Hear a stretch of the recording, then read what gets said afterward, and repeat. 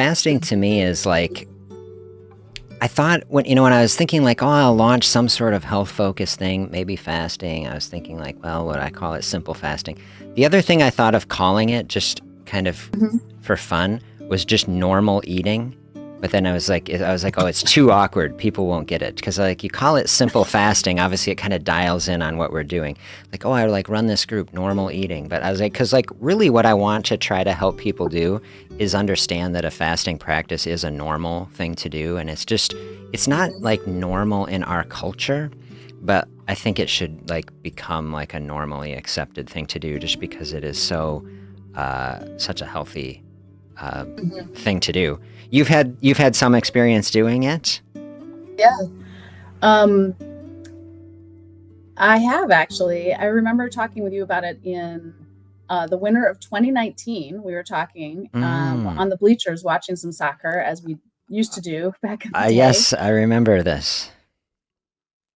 And I was really energized to hear some of what were finding in your practice with your patients and helping them maybe figure out one path to taking great care of themselves. Mm-hmm. And so that was 2019, and then in 2020, I still knew that was happening, and I played some outdoor like mobile pickleball. A friend has a like a net that you can take places, so we put it up in the shade somewhere, and we played pickleball. And a friend of mine there said that she did some simple fasting. And Mm-hmm. at the time, so this is 2020, I was just like, I could never do that, right? Like it wasn't normal enough, right? And so I listened to my friend, and she Yeah. said, I really like it for these reasons. She was, doing some training for 5Ks, and she said too, I didn't think I was going to be able to do it either, right? And so Yeah. I think that, I mean, would you talk about that a little bit? Because I think that's really interesting. I think people's brains say that I can't do it. Mm-hmm. Absolutely. I can just speak from my own personal, experience when I first started seeing it. Like the quick version of the story, I saw a patient who had some kind of quasi miraculous healing while they were fasting, and I was like, they had, their blood sugar problem, Mhm. severe type 2 diabetes is like going away. I'm like, that's wild, And then I met Yeah. this really devout Hindu woman came into my clinic, like right when I was seeing this person. And I was like, and she's like fasting all the time as part of her spiritual tradition. And I remember telling her, I was Mhm. like, well, that sounds terrible. I mean, I was being like nice to her. I was like, I would never want to do that. And she's like, no, she's so sweet, in her Sure. thing. She's like, no, it's like, I just do it all the time. It's just what we do. My parents did it. She started doing it when she was 12. And she's like, Mm. she's 50. She's super strong. She's in like perfect health. I'm like, and then I'm thinking like, well, if this person can do it, like I should be able to do it. But the first thought I had was like, oh God, I'm going to have to like try this. And I was like, I don't want to do it. Like I was thinking like, I don't think I could do it. I will feel Right. terrible. I'll be hungry. It'll be Mhm. awful. And like, there's so much programming that we get from, the culture, and then also just the medical system that says like, you need to, get your 3 squares, and then it Right. encourages like healthy snacks and like keep things going. And I had just never heard of it at this point. I was like seeing this, I was not really Mhm. exposed to it, but I started studying it and looking into it. And you go online and you can find people who are doing it and talking about their experience. I'm like, well, these people do it. I was like, well, I've got to try it.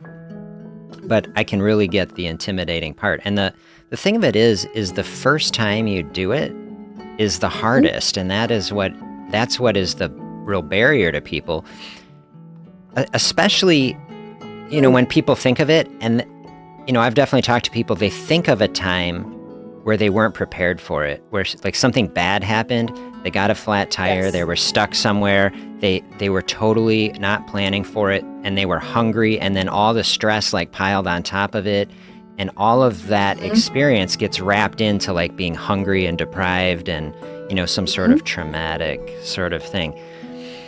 And so I think it Yeah. can be helpful for people to just strip that out, strip out the, difficult, Mhm. bad, involuntary situation. That's not even fasting, some people, like Mhm. in the most cynical people, will say, oh, a fasting is like, well, you're just like starving yourself. Like, okay, that's like an extremely negative way to look at it. And like there are legitimately people on this planet who are starving, you know, and that is not fasting, right? Because a fasting process, in my view, is ultimately a mental health practice.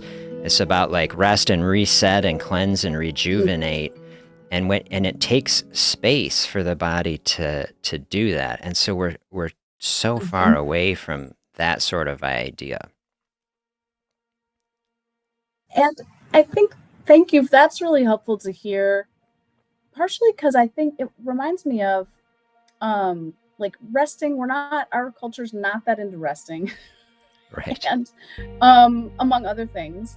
And then the other thing it reminds me of too is the stories we tell ourselves, right? So like if you had that experience where maybe I don't know, you ended up doing 3 other things today that were surprises and then you didn't get to eat, and maybe your distress gets like connected to that idea that I got really hungry and then I felt horrible, but like that's a story from when you're maybe distressed versus maybe thinking ahead and how could you test it out and be curious about it.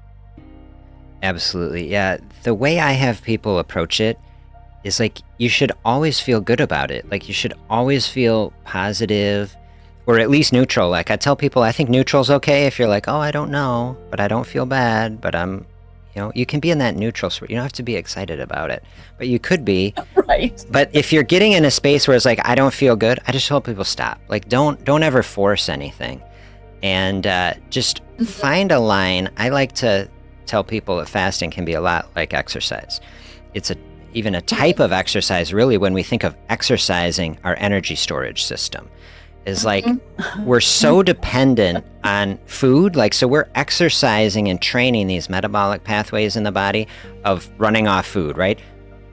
Food comes in, because food is energy, right? Food comes in, we process it, we run off it. Then if we run out of that, we're like, well, keep that going, right? And if we don't train the other side of the system, which is like, what happens when the food runs out? What happens when we have a space? If we never have that space, the body does not build out in a strong way these pathways, because we have this energy in us. We have, you know, a day of blood sugar reserve and carbohydrate. Yeah. And then, you know, even a lean individual have a lot of body fat there, can power the system for over a month if necessary. And it's there, but if we don't practice using it in any fashion, then the body doesn't build out those pathways. Then you feel this intensity with it. And I like to personify a lot of stuff in the body. So it's like, I picture it like the metaphorical cell in the body, and all of a sudden the food has run out, and it's like starting to freak. It's like, where's the food? You know, it's like, we're not, what's happening? It's like waving a white flag. It's like, help me out. And it's very intense. But then some cell is like, you know, wait a sec. Like another one's like, we've got plans for this. Like they're in the back. We gotta dust off the crates and get the boxes off the top. And if you try to do all that all at once, it's very intense. But if you just slowly do that, then the body will respond. Just like you start lifting little weights, and then you get stronger over time and can build it up. You can build up that fasting tolerance, and that's how I tell people, you know, to do it. Slowly ease into things. Look at it as a training program.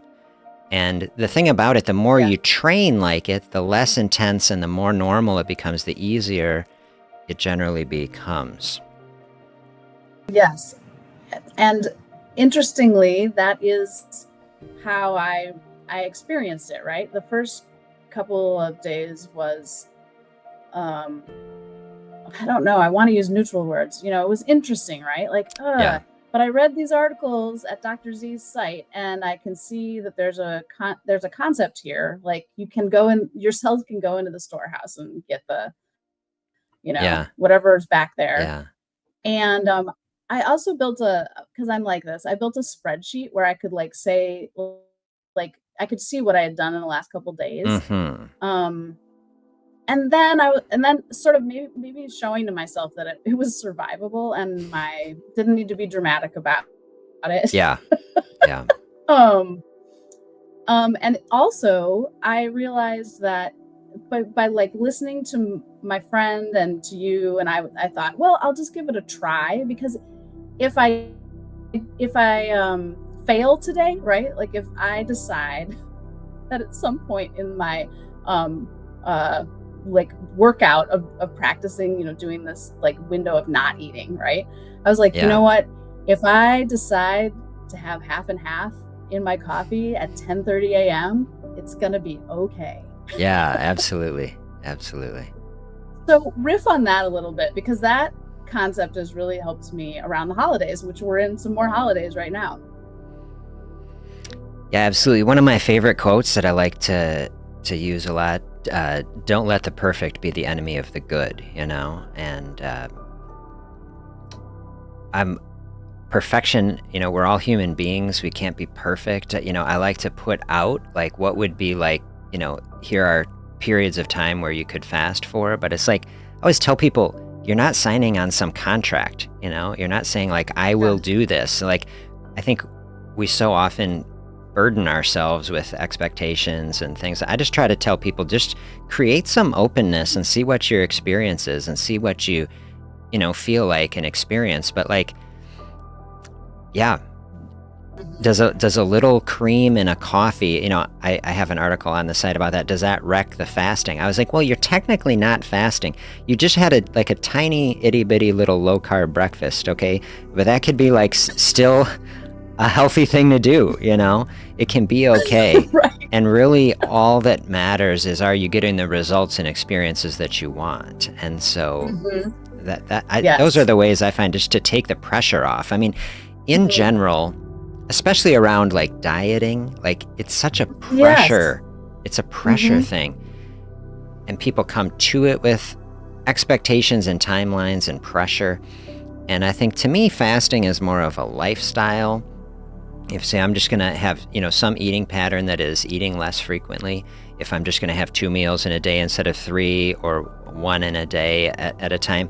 And that's often the extent that I take it for people. Of Mhm. course, people can fast for multiple days, and there's a lot of value that can come from that. In the last couple weeks, I did this stream on autophagy, which is a Oh, cellular yeah. recycling pathways in the body, and that is Mhm. triggered to huge degrees as we go out fasting into a day or Mhm. longer.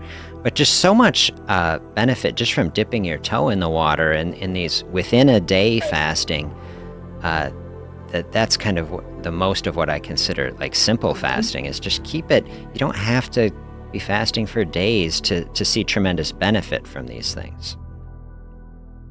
Right. And you don't have to the the self-talk in your head doesn't necessarily have to be like failure or success. Like you can have a more, or you might notice that you're saying that anyway. And then I like to make fun of myself when I notice, which is every 17th time. I'm like, oh yeah, right. I'm using a little bit of a hyperbole there. Um, Yeah. and so it's been helpful to think about it as like, it's okay to have like also a day when you like last week. I know I felt really bad and I like straight up had like ramen noodles at 8 a.m. I'm like, I'm having ramen noodles this morning, right? Because I Yeah. wanted some comfort food and I was choosing to use that food to be like, yeah, this is just the right thing, right? Chicken soup with noodles. Yeah. Absolutely. Hmm. Yeah. Yeah.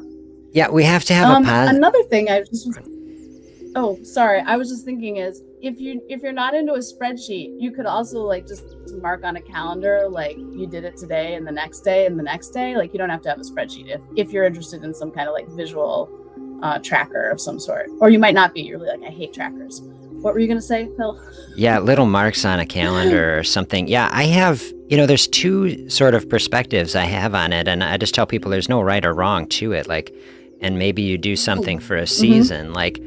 Like I've definitely had people, really into fasting who have given me feedback that is like, the thing I appreciated the most is that you didn't like give me data sheets and all this sort of stuff, that I could just do it and I don't really have to think about it. And that like, I don't have Nice. to, it's just there. And so I totally love that. And that's a great mindset. And, I have other people who said like, cause I'll hook people up. I have spreadsheet templates and stuff, that can be really helpful, to monitor it. And, my favorite thing to do, actually, I have a chart set up that tracks fasting intensity against weight. So you can see like the more fasting that you're doing, and you can see the impact, like if people are losing weight. And some people like, it wasn't until I actually saw it, that correlation in my life that it really helped me to practice it. So both those things can have a lot of value, I think. Yeah, and you could, a person like me, you could, like I did that spreadsheet for like 4 weeks, and then I haven't done it since. So that's actually a good point too, right? Like you could pick it up as a tool, and then you could set it down again.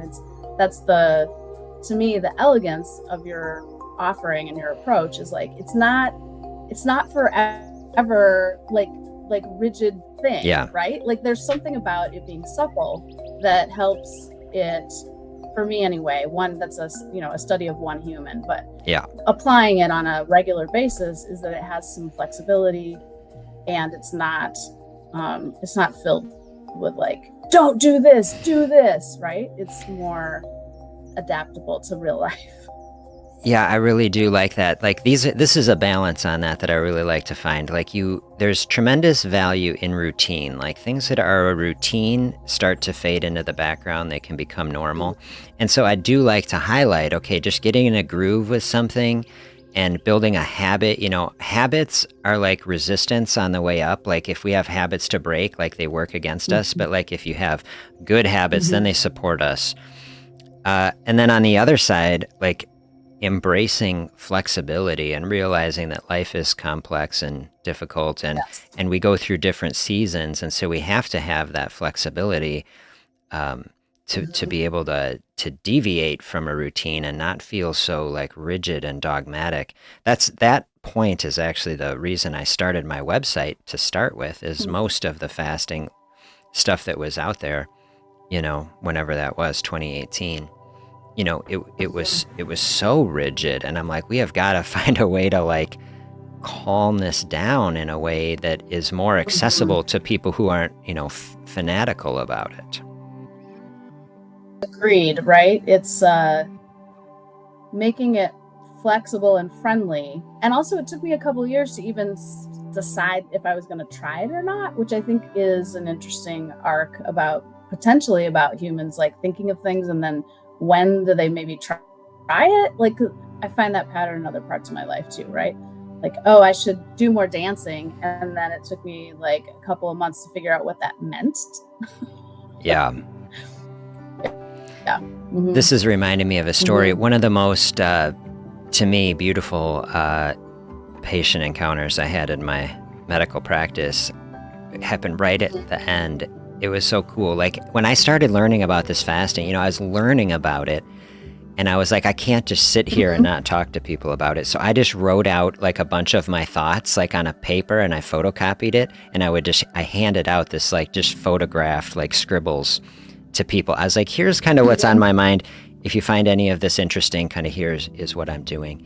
That was maybe, I don't know, 2015 or I don't know. Yes. And I saw this patient back, who has struggled with weight and blood pressure and blood sugar and all this stuff. And over the years, I'm like building out this fasting system, and they would never, they just didn't want to engage. I never push it at anyone, so I'd bring it up, and sometimes I wouldn't. I just, I'd just carry on. It was one of the last patients I saw, and they brought that sheet back to me almost a decade later, and they're like, last year, I found this under my desk. It had fallen under my desk, and they found it.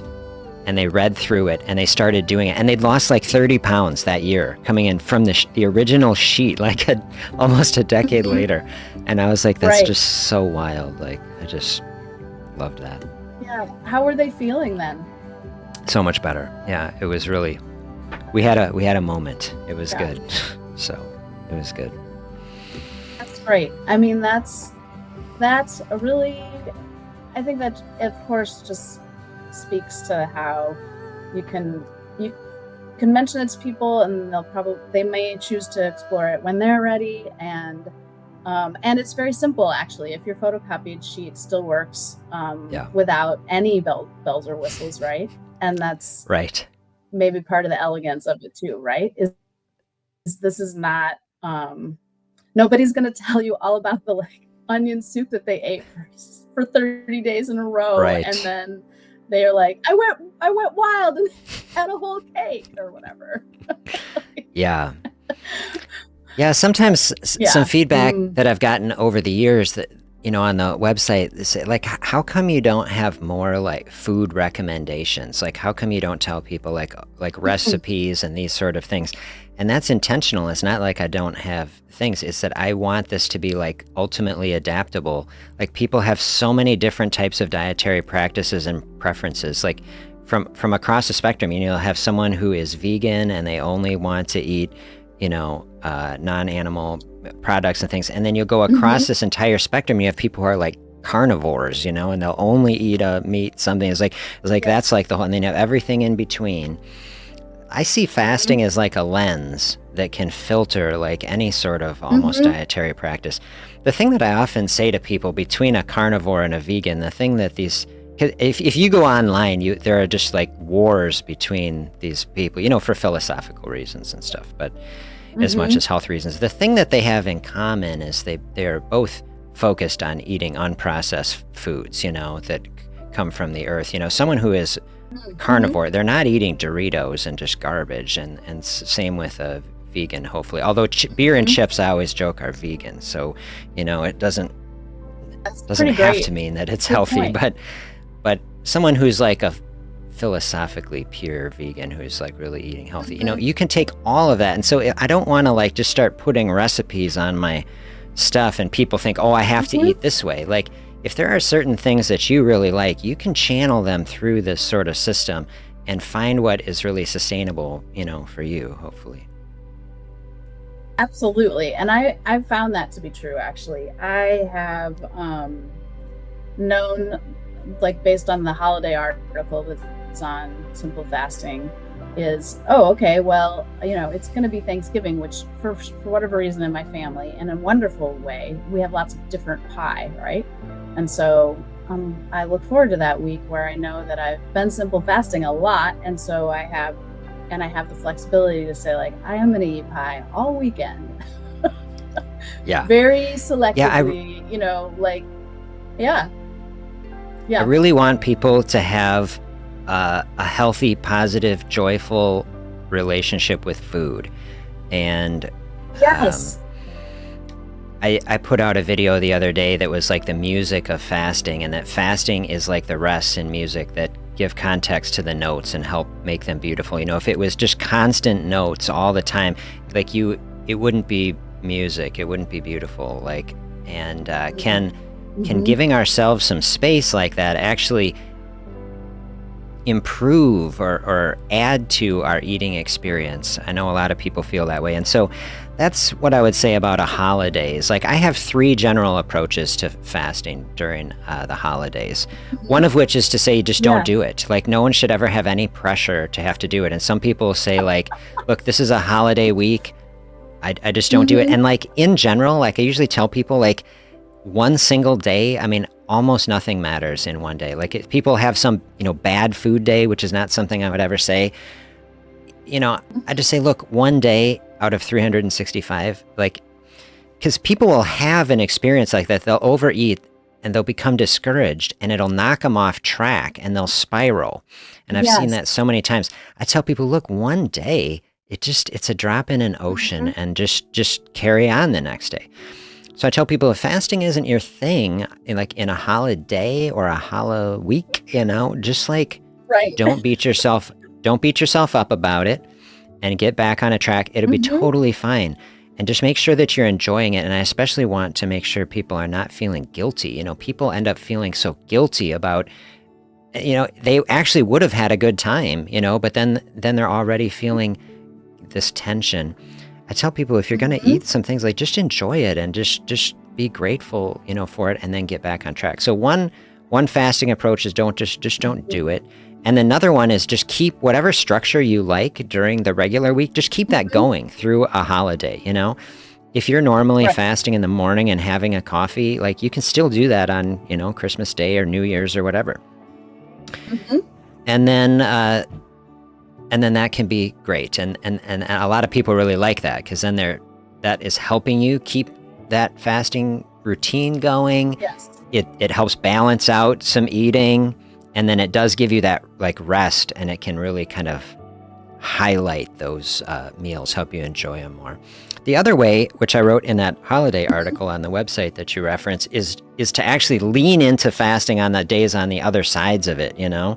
Like if you're going to have if you're going to have a really big eating day, you say, I'm eating like 5,000 calories, okay? But like, what if you like really leaned into some more aggressive fasting the day before and the day after, and you're knocking, you know, some calories out either side? You're going to come out even on the whole week. And this is an analogy I like, kind of like have your cake and eat it too, right? Have all the meals and good food that you want, and say, I really dove in and just fully experienced this food day, and it was beautiful and I loved it. And then also like use fasting to balance it out, and maybe you come out the week on the other side, at least maintaining, say I just came out neutral. Like, we don't have to be making progress. If someone's trying to lose weight, you don't have to make progress every week. Like, just to maintain through a holiday season can be like a huge win. And then when we're in a non-holiday week, then dive back into things further. That's very, and that makes a lot of sense, right? And those three approaches, I've used all of them. Probably you have too. And it helps, again, it helps frame up my own self-talk to be more just be more kind, and also know that I have a tool at my disposal, which might be all three of those approaches for the holidays, but also the tool at my disposal is that I can continue to do simple fasting after I had a weehaw day or whatnot. And the other thing in there is, I guess I sort of am having my cake and eating it too, right? Because I am saying okay, it's pie week, and I really whooped it up. And I wonder what you've heard from your patients and just folks that you have initiated into simple fasting, if they say that they enjoy it more, like food or pie week or whatever. Do you hear that? Yeah, I do. And this perspective, I didn't come up with. I was working with a musician, actually, a professional musician, and then they came up with that. They're like, you know what, this has helped me find so much more beauty and enjoyment in my eating. And then they gave me that analogy about rest. About the music. Yeah. Yeah. And so, but I'd have heard that from quite a few people. So, I mean, that has been my experience too. So. Yeah, it's an interesting doorway into paying attention, right? Or maybe appreciating things a little more when it just comes as a to mindfulness practice. Yeah. Yeah, right. Yeah. I mean, and you could maybe people are walking through the simple fasting door and they didn't know that maybe that would be behind the door also. Yeah. Yeah. That's lovely. Yeah. So it's been really helpful. And then sometimes I reread the articles too, right? Because they're very evergreen and they make sense again and again, depending on the different parts of my own life that I'm in, right? So ramen noodle morning was, I'm like, oh yeah, this is on purpose, right? Yeah. Can we find just more grace and compassion with ourselves? That's part of it too. I think a lot about, do we treat ourselves like the way we would treat a friend? We can be so hard on ourselves about things like, what if a friend was coming to you and they said, oh, look what I did. I had ramen noodles, and people would be like, whatever. Like no one would care.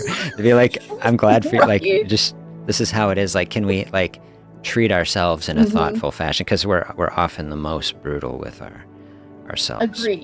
Agreed. And that is always a great question to for me to remember, to put some to take another perspective, right? I could stand over here and look at it a different way and just know that I'm just a human being trying to take good care of myself, but also sometimes it calls for ramen noodles as early as possible. I love that. So here we've been going almost 40 minutes. Maybe this is a good spot to just wrap it up with some holidays. Yeah. And I'll just tell Mhm. people, I like this where we ended, finding compassion for ourselves, finding gratitude and joy. And then from this practice, simple fasting, look at it as kind of an open space. It's something to explore. It's a health experience that can help to refresh the metabolism. And then so much in our body downstream of metabolism: blood sugar, blood pressure, cholesterol, weight, just energy, training that system, like we said, so we're not so dependent on food all the time. So if that food is just crashing out for a little bit, that we aren't instantly into panic mode. We've kind of trained out that reserve, and we say, no, I got this. It'll be okay. So Yes. thank you so much for joining me on this chat. This was really a Yes. nice format. And Thank you. Yeah, it was great to show up and practice seeing what this is like. yeah. So I hope you have a great week, and I'll look forward to chatting with you down the road. Yeah, sounds good. Thank you, Dr. Z. Bye.